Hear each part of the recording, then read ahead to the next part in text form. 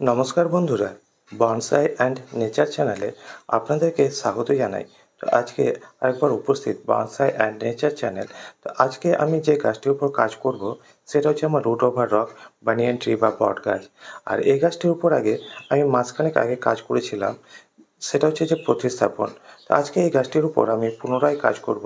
আর আজকে যে কাজটি করব সেটা হচ্ছে যে এই গাছের কিছু ব্রাঞ্চ বা ডাল ছাঁটাই করব। তো যে সকল বন্ধুরা জানেন যে আমি এই কাজটি কেন করছি তারা অবশ্যই আমাকে কমেন্ট বক্সে লিখে জানাবেন। আর যারা প্রথমবার কাজ শুরু করেছেন বা প্রথমবার বনসাই তৈরি করছেন তারা অবশ্যই ভিডিওটি সম্পূর্ণ দেখবেন। আমি ভিডিও শেষে আলোচনা করব কী জন্য এই কাজগুলো করা প্রয়োজন বা কেন আমি এই কাজটি করছি। তো বন্ধুরা, সাথে থাকুন, পাশে থাকুন আর দেখতে থাকুন বনসাই অ্যান্ড নেচার চ্যানেল। একটা ঘরোয়া পদ্ধতিতে, একটা সহজ পদ্ধতিতে আপনি কিভাবে বনসাই তৈরি করবেন। তো বন্ধুরা, সাথে থাকুন, পাশে থাকুন আর দেখতে থাকুন বনসাই অ্যান্ড নেচার চ্যানেল।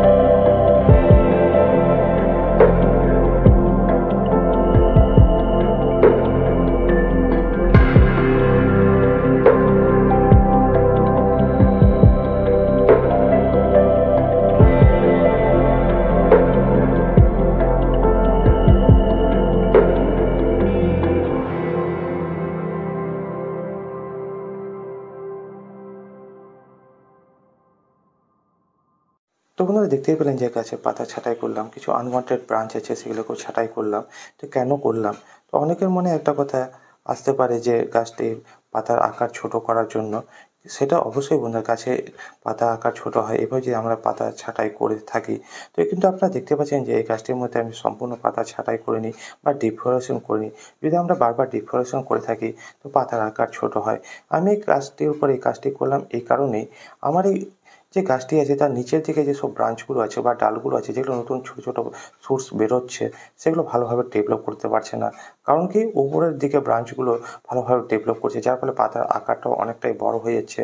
যার ফলে নিচের পাতার বা ডালগুলো সেরকমভাবে সোজা আলো বাতাস পাচ্ছে না।